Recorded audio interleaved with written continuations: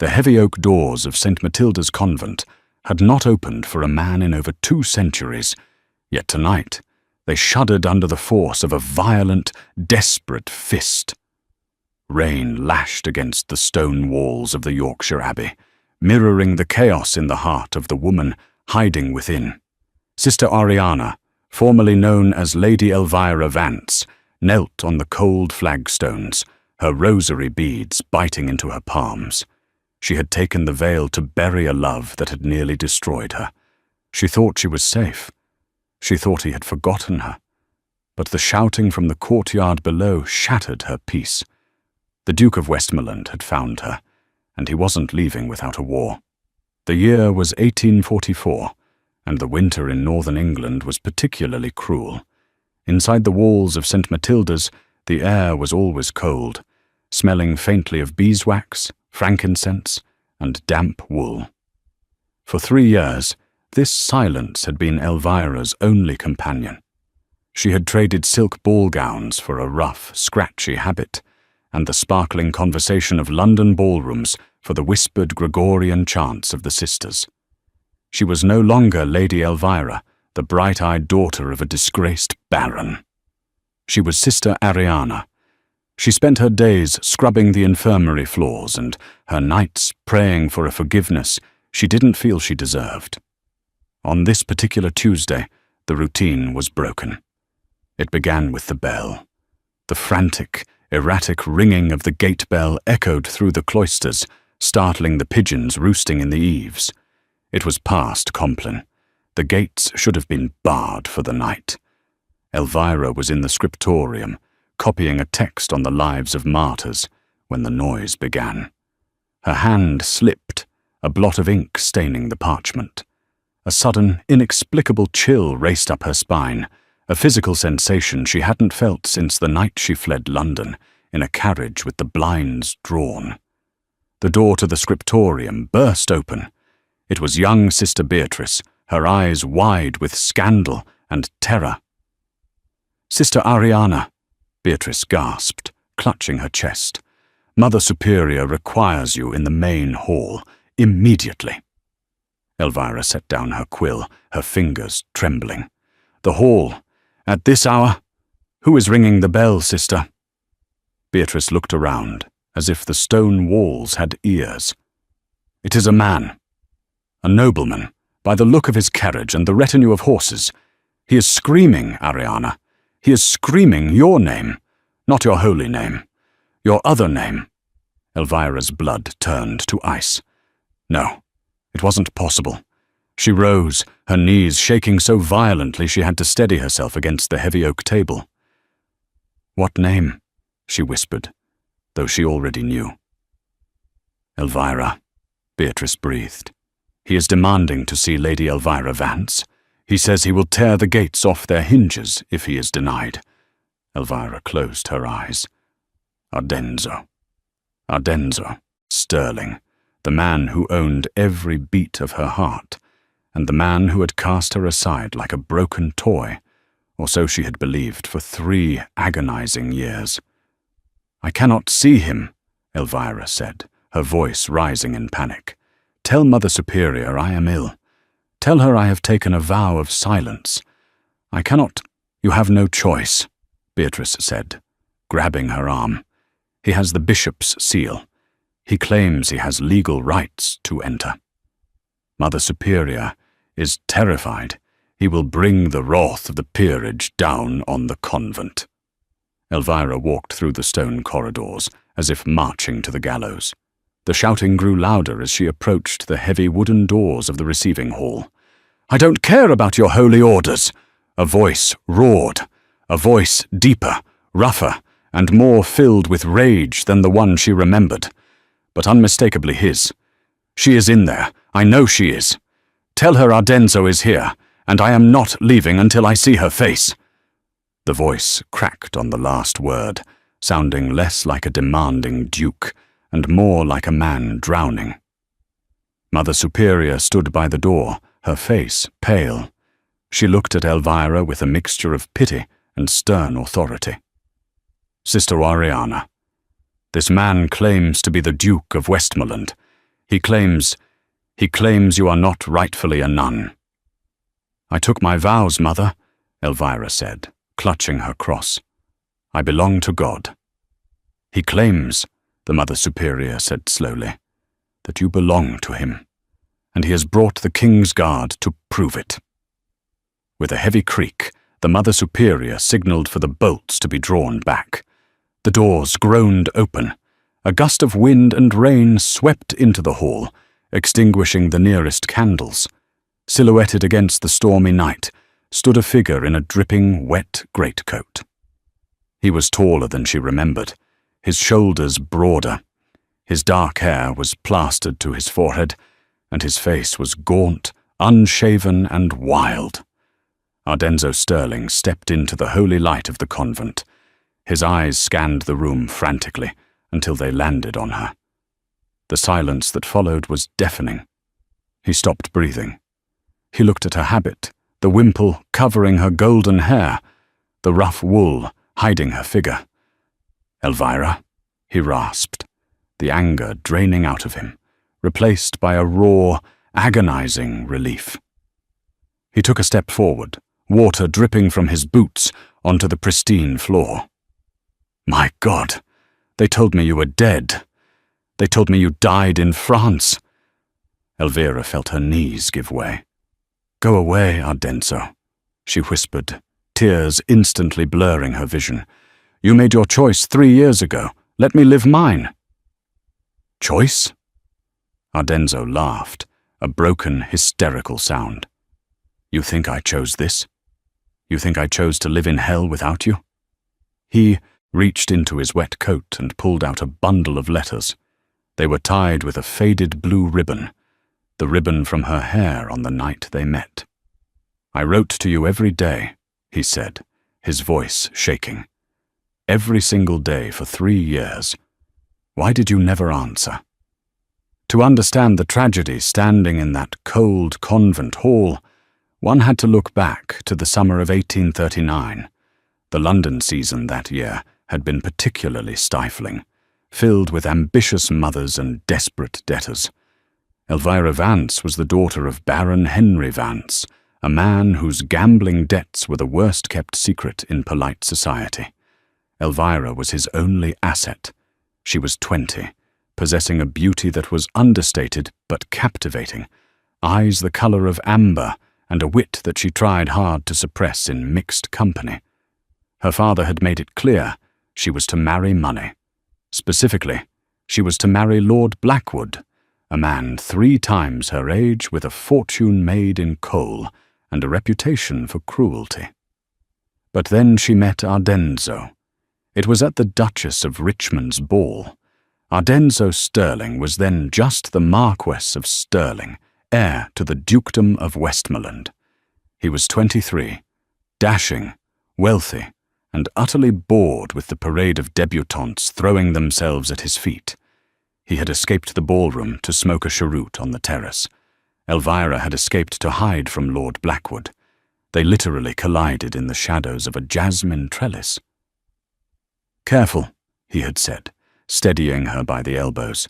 "If you run any faster, you'll end up in the fountain." "That might be preferable to the ballroom," she had retorted, before she could stop herself. Ardenzo had laughed, a genuine warm sound that made Elvira's heart stutter. They spent the next hour talking in the shadows. They didn't talk about dowries or titles. They talked about poetry, about the stars, about how much they both detested the smell of lavender water. For the next 3 months, they conducted a courtship that was as intense as it was dangerous. They met in museums, pretending to admire the art. They met in Hyde Park, riding horses far ahead of their chaperones. Ardenzo was everything her father warned her against, not because he wasn't rich, but because he was too powerful. The Sterling family was old, proud, and ruthless. Ardenzo's mother, the Dowager Duchess Catherine, had plans for her son, and they did not involve the penniless daughter of a gambling addict. "I don't care about them," Ardenzo had told her one afternoon in late July. They were in a small boat on the Serpentine. He had stopped rowing and leaned forward, taking her gloved hand. "I don't care about the title, Elvira. I don't care about my mother's ambitions. I love you. I want to wake up every morning and see your face." "Your mother will never allow it," Elvira had whispered, terrifyingly hopeful. "I am the heir," Ardenzo said fiercely. "I make the rules. Tonight I am going to speak to your father. I will pay off his debts if that's what it takes. But I am going to marry you, Elvira Vance." That night was the happiest of Elvira's life. She went home and waited in the drawing room, her heart pounding, waiting for Ardenzo to arrive and save her from Lord Blackwood. But Ardenzo never came. Instead, at midnight, a messenger arrived wearing the Westmoreland livery. He carried a letter. Elvira tore it open, her hands shaking. The handwriting was Ardenzo's. The seal was his. But the words were a nightmare. "My dear Miss Vance, upon reflection, and after a long discussion with my mother, I have realized that a union between us is impossible. The infatuation of a summer cannot sustain a lifetime. I must think of my duty and my family's lineage. I am sure you will make Lord Blackwood a fine wife. Please do not contact me again." Elvira had read the letter 3 times. She didn't scream. She didn't cry. She simply felt her soul turn to ash. The next morning, her father came in, beaming. "Good news, Elvira. The Duke has left for the continent. A grand tour, they say. Gone for a year. And Lord Blackwood has made a final offer. We signed the papers on Friday." Elvira looked at her father. She saw the relief in his eyes. He had sold her to save his own skin. "I will not marry Blackwood," she said quietly. "You have no choice," her father shouted. "We are ruined otherwise." That night, Elvira packed a single bag. She took no jewelry, no silk. She took only a few coins she had saved and a Bible.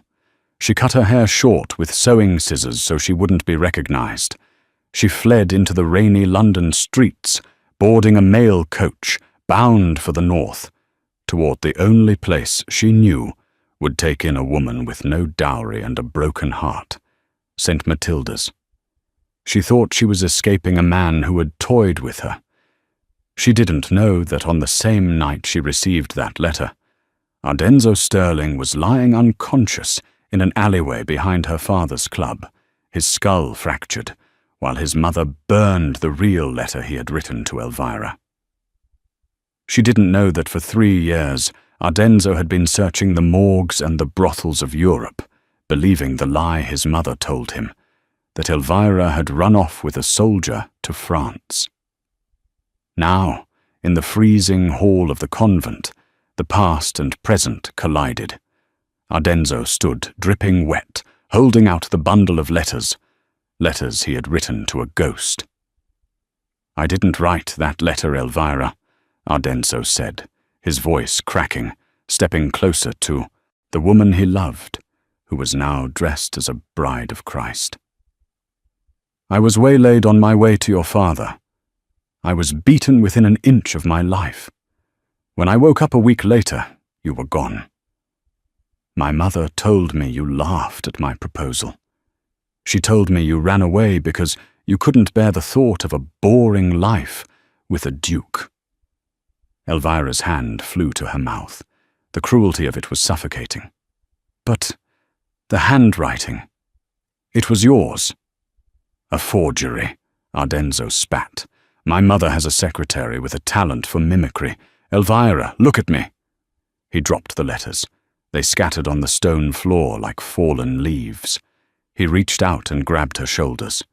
The wool of her habit was rough under his hands, but she felt the heat of his touch burn through to her skin.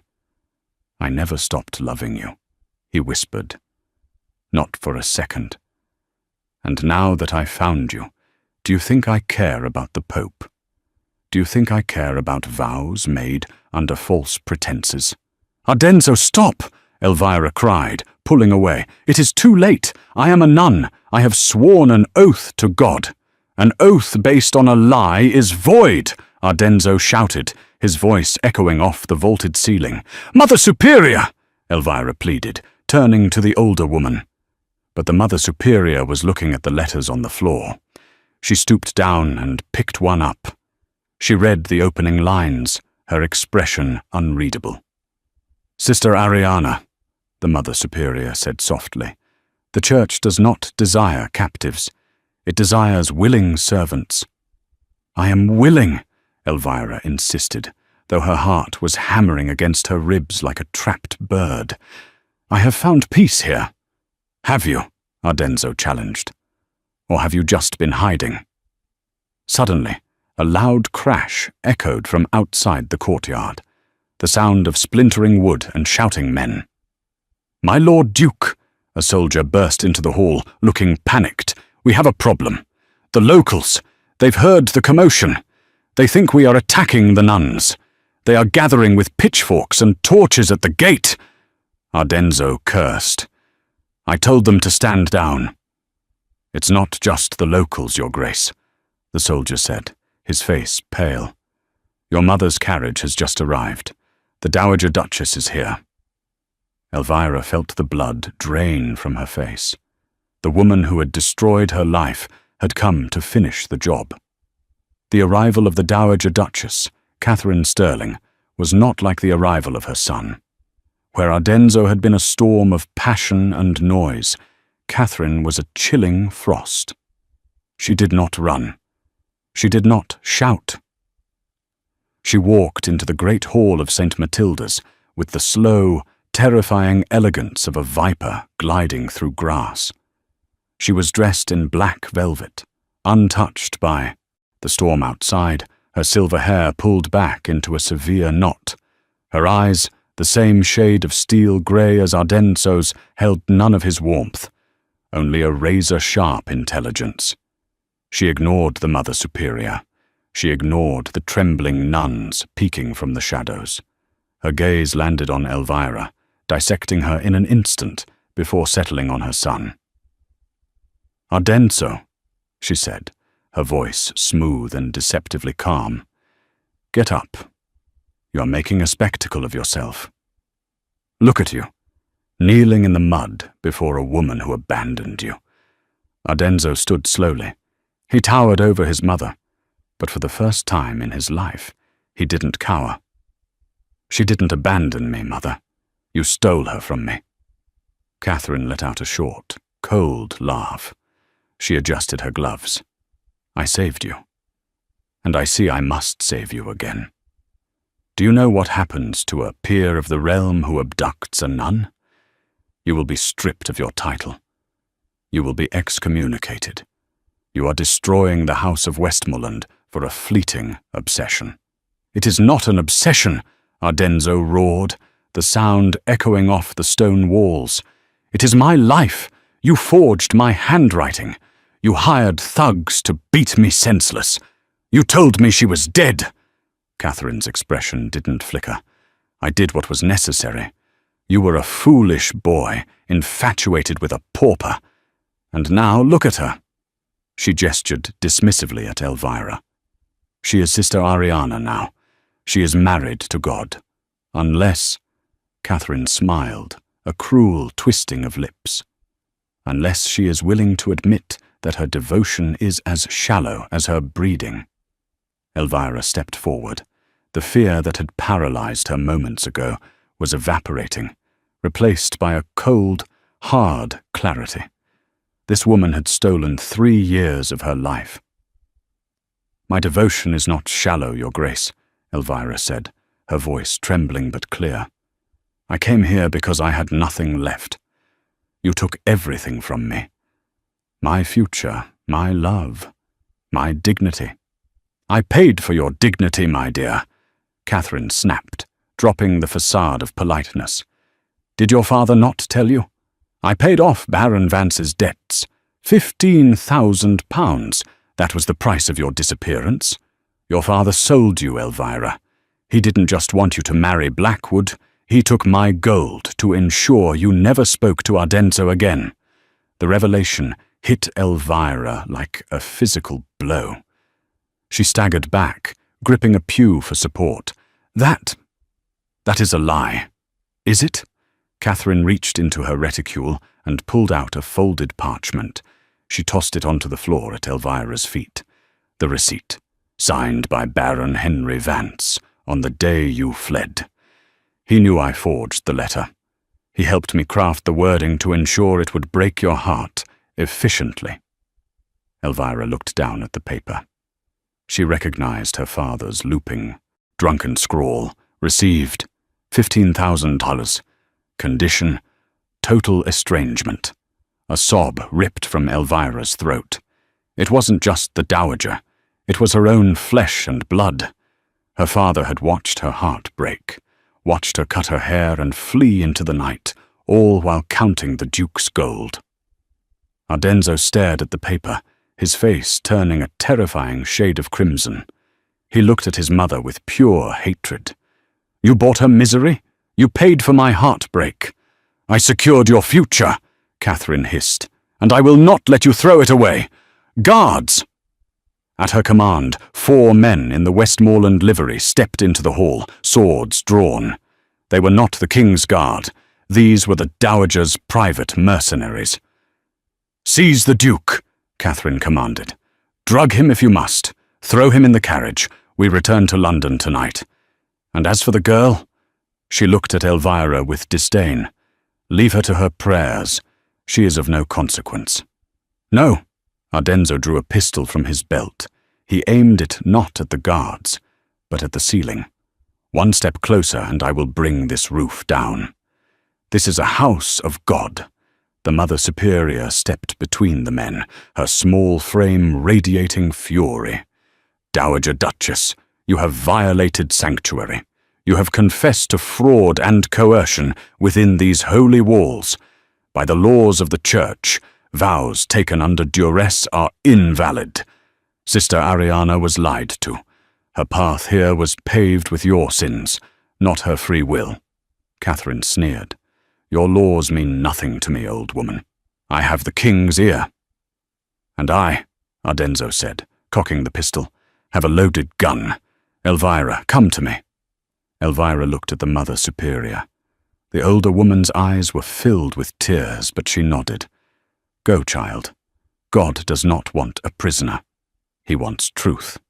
And your truth is with him. Elvira ran. She didn't look back at the altar. She ran across the flagstones, her habit tangling in her legs, and threw herself into Ardenzo's arms. He caught her, burying his face in her neck, breathing her in. I have you, he whispered.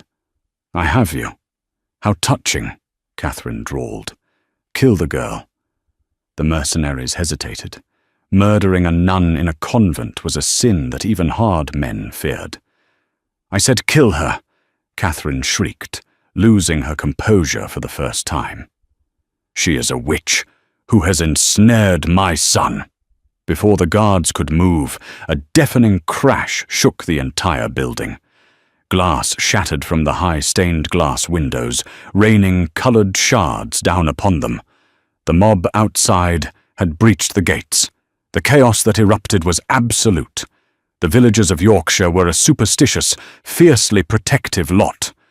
For years they had revered the nuns of St. Matilda's as saints who healed their sick and fed their poor. When they saw armed men forcing their way in, and when they heard the screaming, they didn't see a duke coming for his love. They saw foreign invaders attacking the brides of Christ. Burn them out! A voice roared from the courtyard.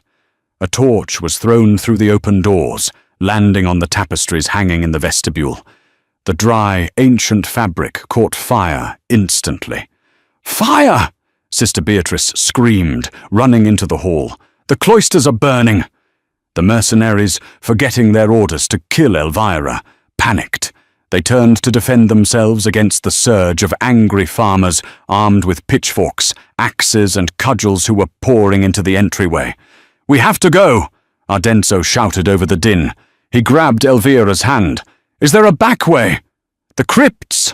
Elvira gasped. coughing as smoke began to fill the vaulted ceiling. "There is a tunnel that leads to the river."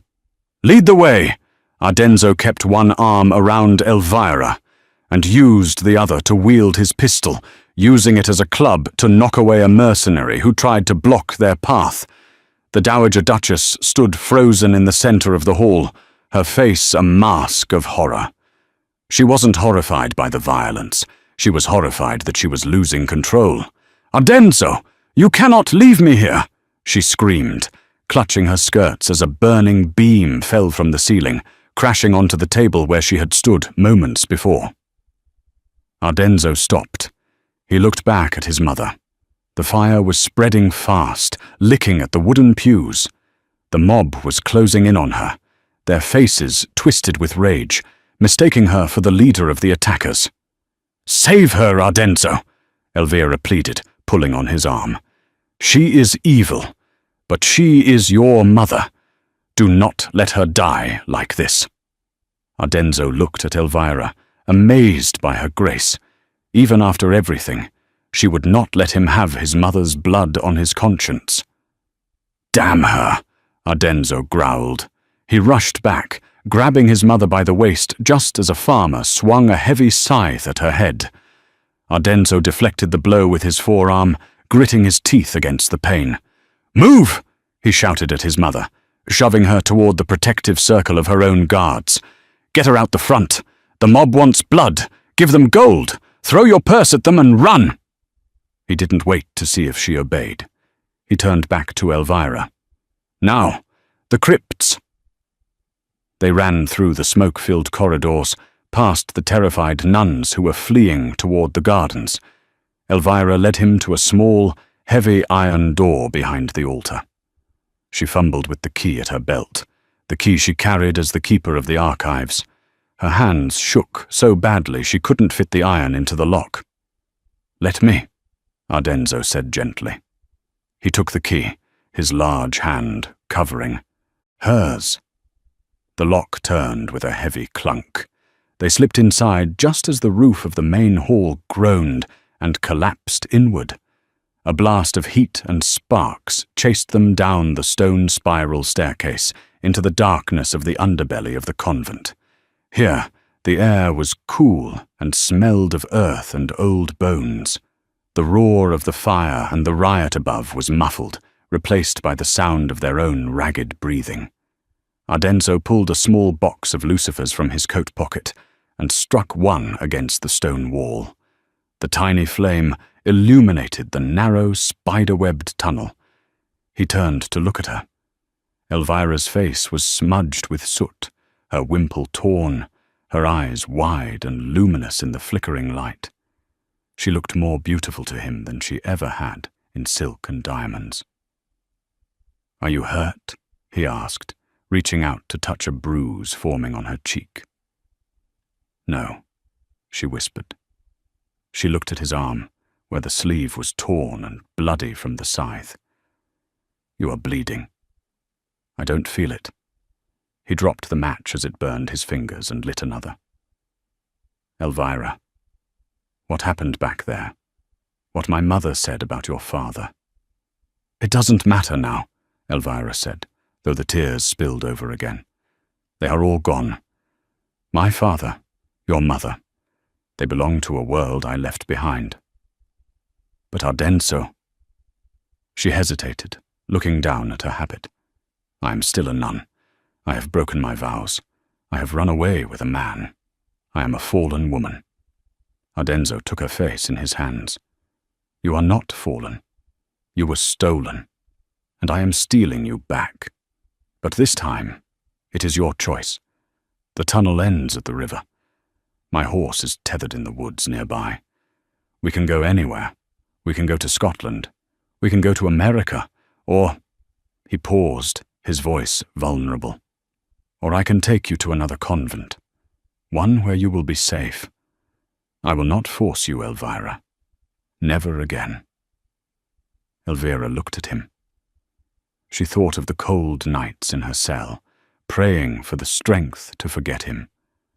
She thought of the letter she had kept under her mattress for 3 years, the ink stained with tears. She thought of the Mother Superior's words. God does not desire captives. She reached up and slowly unpinned her veil. The white wimple fell to the dirty floor of the crypt. Her golden hair, shorn short but growing out in soft waves, tumbled free. "I don't want to go to a convent," she said softly. "I want to go with you." Ardenzo let out a breath he seemed to have been holding for 3 years. He kissed her then, not gently, but with the desperate, consuming hunger of a man who had been starving. It was a kiss that tasted of smoke, rain, and salvation. "Then let us run," he said against her lips. They navigated the twisting tunnels, emerging finally onto the muddy bank of the River Ouse. The storm had broken, leaving behind a sky of bruised purple clouds. In the distance, an orange glow illuminated the horizon. St. Matilda's was burning. They found Ardenzo's stallion, nervous but waiting in the thicket. Ardenzo mounted first, then pulled Elvira up behind him. She wrapped her arms around his waist, pressing her face into his wet coat. "Where are we going?" she asked. "North," Ardenzo said, kicking the horse into a gallop. "To Gretna Green. We marry tonight. By morning, you will be the Duchess of Westmoreland, and no one, not the church, not my mother, not the king himself, will ever be able to touch you again." But as they rode into the darkness, neither of them saw the lone figure watching from the ridge above the river. It was the captain of the Dowager's Guard. He held a long rifle, and he was not watching the fire. He was watching the Duke. He lowered the gun, realizing the shot was too difficult in the dark. He turned his horse around. He had to report to Catherine. The Duke had escaped, but the hunt was far from over. The Dowager Duchess did not accept defeat. If she couldn't control her son, she would destroy the woman who corrupted him. The journey north was a nightmare of mud, sleet, and exhaustion. Ardenzo and Elvira did not stop for rest. They stopped only to change horses at obscure posting inns, where Ardenzo paid triple the rate for fresh mounts and silence. They were no longer the Duke and the debutante. They were fugitives. Elvira, still wearing her stained habit, but with a heavy woolen cloak thrown over it, looked like a woman walking through a dream. Ardenzo was running on adrenaline and rage, his eyes constantly scanning the road behind them. By the second night, they reached the borderlands of Northumberland. The terrain grew wilder, the wind fiercer. They stopped at a bleak inn called the Drover's Rest, just 10 miles from the Scottish border. They needed food, and the horses were blown. Inside the private parlour, Ardenzo finally collapsed into a chair, his head in his hands. He looked up when Elvira placed a hand on his shoulder. "You are burning up," she said, touching his forehead. The wound on his arm from the scythe was inflamed, the sleeve of his coat stuck to the skin. "It is nothing," Ardenzo lied, wincing as he tried to sit up. "We must keep moving. My mother's men, they have fresh horses. They will be gaining on us." "We cannot ride if you fall dead from the saddle," Elvira said firmly. Her voice had changed. The timid girl from the ballroom and the submissive nun were gone. In their place was a woman forged in fire. She tore a strip from her petticoats and poured gin from a flask onto his wound. Ardenzo hissed in pain, but watched her with awe. "You have changed, Elvira. I have learned that waiting for salvation is a fool's game," she said, binding his arm tight. "We must save ourselves." Their brief respite was shattered by the sound of hooves thundering into the inn-yard. Not one horse, but 6. Ardenzo flew to the window, peering through the cracked glass. "Westmoreland livery," he cursed. "Captain Thorne, he tracks like a bloodhound." "Is there a back way?" Elvira asked, her eyes darting to the door. "No time," Ardenzo said, drawing his pistol. He checked the priming. "Listen to me. Go to the stables. Take the roan mare. She's the fastest. Ride for the bridge at Coldstream. Do not look back." "I am not leaving you," Elvira cried. "Elvira, please. If they take me, I am a duke. They will only drag me home." "If they take you, my mother will make you disappear. Permanently." "Then we go together," she said, grabbing a heavy iron poker from the fireplace. "I am done running away from you." Before Ardenzo could argue, the door to the parlour was kicked open. Captain Thorne stood there, rain dripping from his tricorn hat, a pistol levelled at Ardenzo's chest. 2 other guards crowded behind him. "Your Grace," Thorne said, his voice flat. "The Dowager Duchess is very worried about your health. She insists you return to London." "Stand aside, Thorne," Ardenzo warned, raising his own weapon. "I am your master, not her." "My paycheck says otherwise," Thorne sneered. "Grab the girl." The guards lunged. Ardenzo fired. The shot went wide, shattering a vase, but the smoke filled the small room, creating chaos. Ardenzo tackled Thorne, the 2 men crashing into a table. One of the guards reached for Elvira. She didn't scream.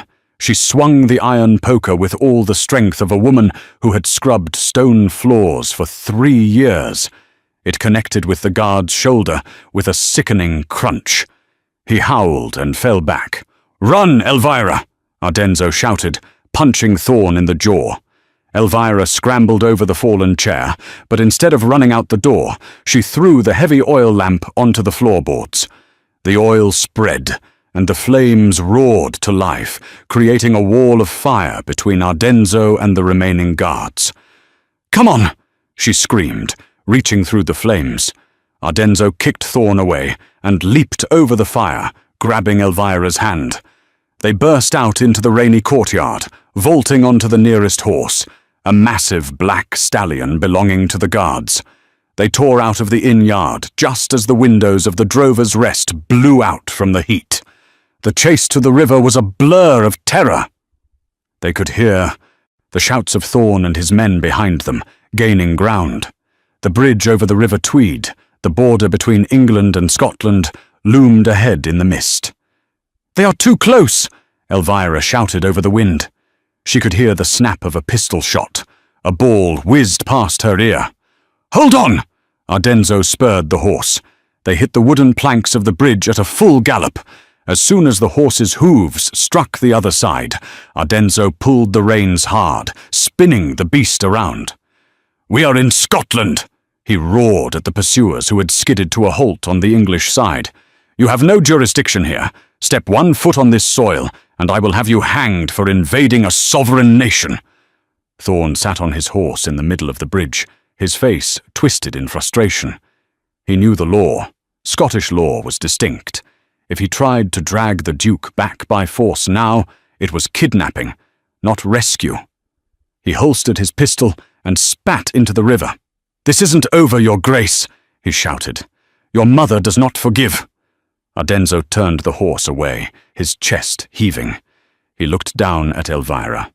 She was shaking, soot-stained, and magnificent. "We made it," she whispered. "Not yet," Ardenzo said, his eyes dark. "We need a blacksmith." While Ardenzo and Elvira were exchanging vows over a blacksmith's anvil in Gretna Green, a ceremony stripped of pomp but heavy with the weight of eternity, hell was breaking loose in London. The Dowager Duchess Catherine sat in her drawing room, the tea in her china cup growing cold.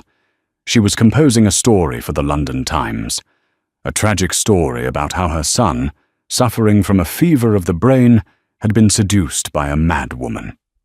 The doors opened, and her butler stepped in, looking uncharacteristically nervous. "Your Grace, Baron Vance is here. He insists on seeing you."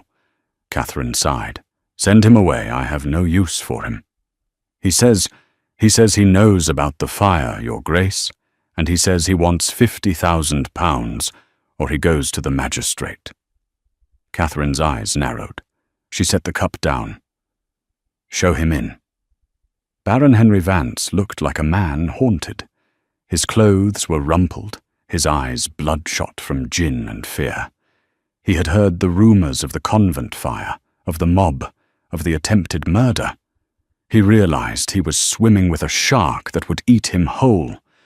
"You burned down a convent," Vance hissed, not waiting for the door to close. "Are you mad, woman? If they trace this back to us—" "To us?" Catherine laughed softly. "There is no us, Henry. There is only you. You are the one who sold your daughter. You are the one whose signature is on the receipt.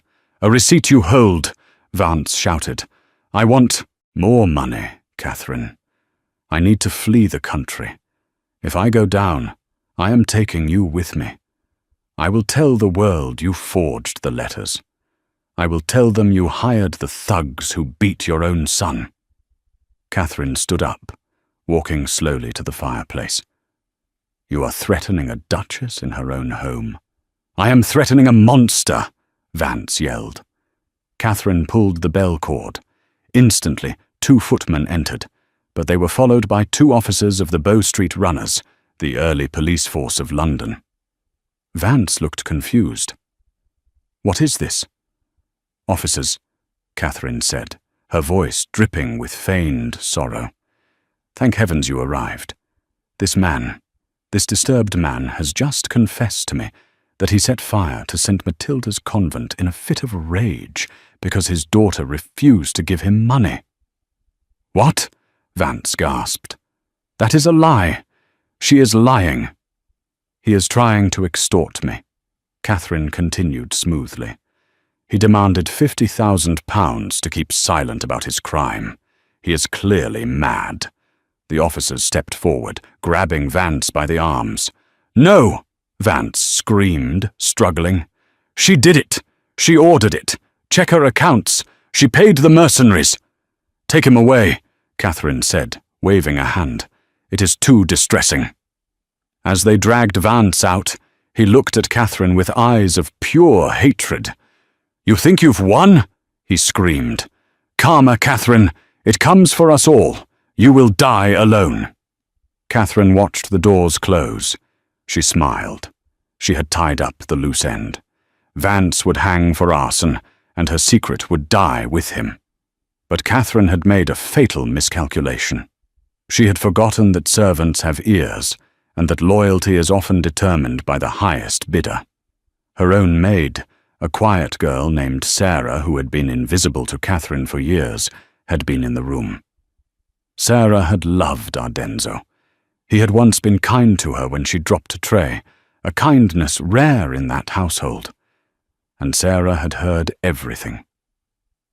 That night, while Catherine slept the sleep of the self-righteous, Sarah slipped out of the servants' entrance. She didn't go to the police. She knew they were in the dowager's pocket. She went to Fleet Street. She went to the offices of the Scandal Sheet, a notorious paper that hated the aristocracy.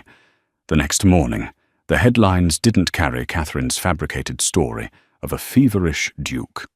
They carried a headline that stopped London in its tracks. "The Duchess of Deceit. Servant reveals dowager's plot to burn nuns and buy souls." The story detailed everything: the forged letters, the 15,000 receipt, the order to kill Elvira. Sarah had stolen the receipt from Catherine's desk before she left. The receipt Catherine thought was safe. When Catherine woke up, her house was not surrounded by friends. It was surrounded by a mob. Not a mob of peasants, but a mob of reporters, creditors, and peers who smelled blood. And in the cold, damp cell of Newgate Prison, Baron Vance sat awaiting trial. When he saw the newspaper, a guard slid through the bars. He didn't weep. He laughed. He laughed until his ribs ached. He knew he was doomed. But he knew she was too. Meanwhile, 300 miles north, in a small cottage overlooking the grey Scottish Sea, Elvira and Ardenzo stood on a balcony. "Do you hear that?" Ardenzo asked, wrapping his arms around her waist. "Hear what?" Elvira asked. leaning back into his warmth. "Silence," Ardenzo said. "No bells, no shouting, just us." "Is it over?" she asked. "The past is over," Ardenzo said, "but I fear my mother will not go quietly into the night. We have won the battle, Elvira. But the war for our name, that is just beginning." He was right. The Dowager was ruined socially, but a cornered beast is the most dangerous kind. She still had gold, she still had spies, and she had nothing left to lose. The scandal that engulfed the House of Westmoreland was not merely a ripple. It was a tidal wave that washed away centuries of prestige in a single fortnight. The scandal sheet's revelations had done their work. When Ardenzo and Elvira, now legally the Duke and Duchess of Westmoreland, rode back into London 2 weeks later, they did not return as fugitives. They returned as celebrities. Crowds gathered along Oxford Street to glimpse the nun-duchess, the woman who had defied the church and a dowager to reclaim her love. They threw flowers at the carriage. For the common people, it was a fairy tale.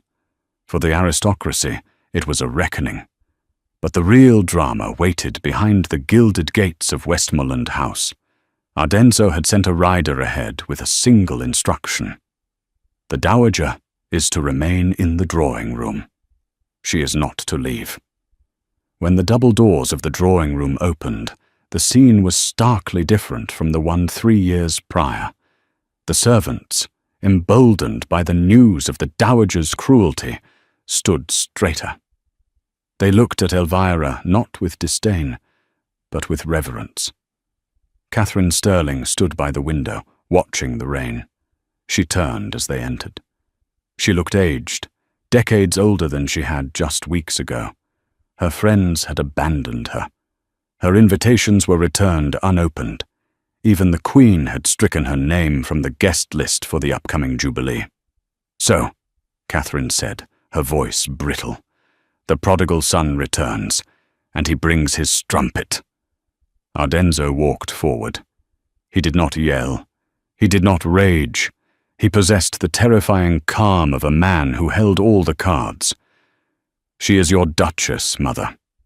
You will address her as your Grace, or you will not speak at all." Catherine scoffed, but the sound lacked its usual bite. "I am the Dowager Duchess. I am the matriarch of this family.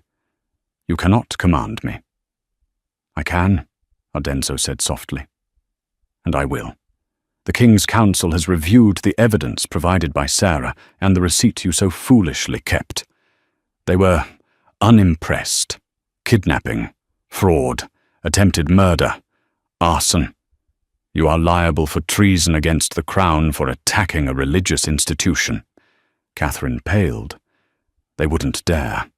"They would," Ardenzo continued. "They wanted to arrest you this morning. I stopped them." A flicker of hope sparked in Catherine's eyes. You saved me? Of course. I am your mother." "I didn't save you for your sake," Ardenzo said, his voice cold as the grave. "I saved you because a trial would drag Elvira's name through the mud for months. I made a deal with the Crown. You will not go to prison. You will not hang."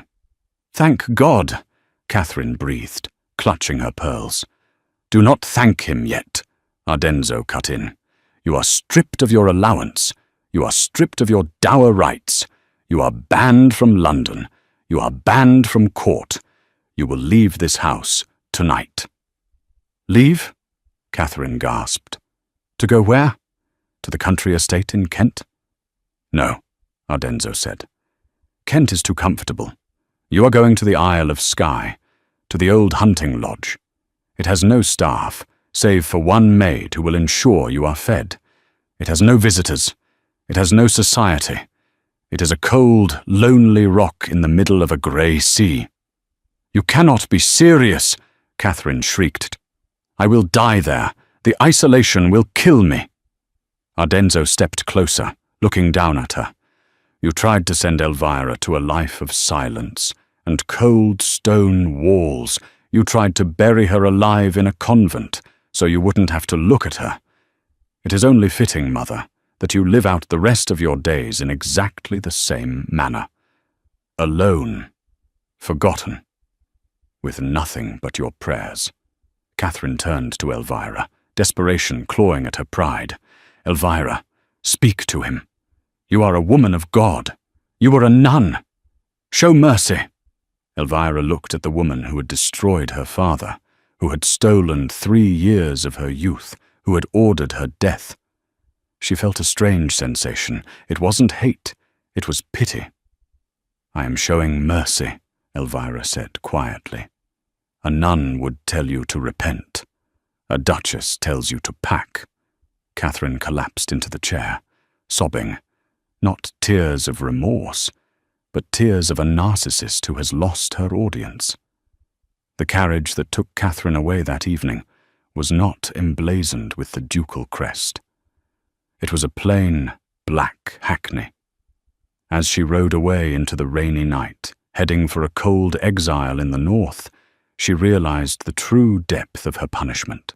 She would still be alive. She would still be a duchess in name. But she would be irrelevant.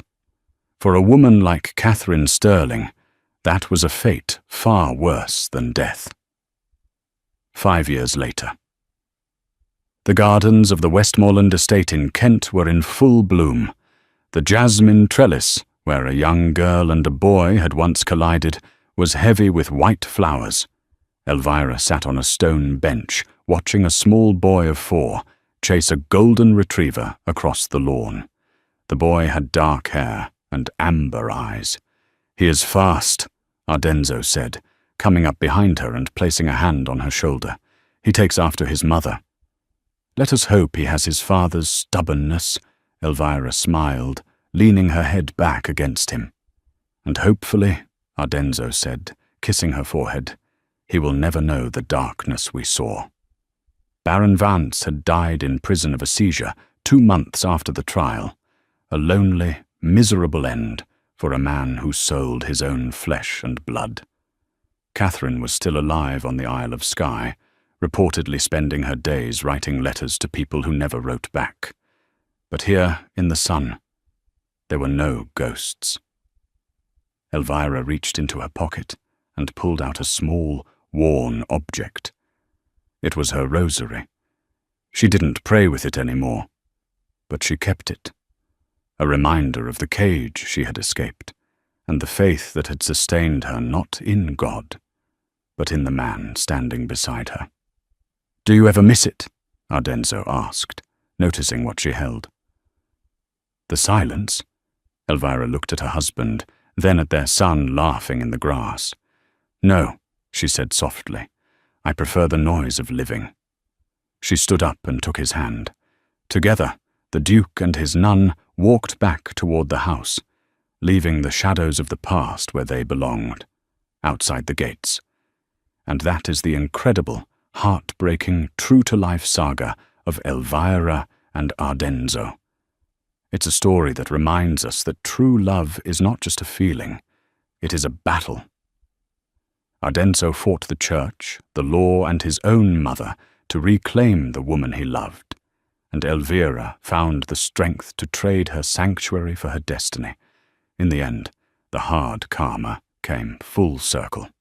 The Dowager Duchess, who tried to imprison Elvira in a life of loneliness, ended up suffering that exact fate herself, while Elvira, who had lost everything, gained the world.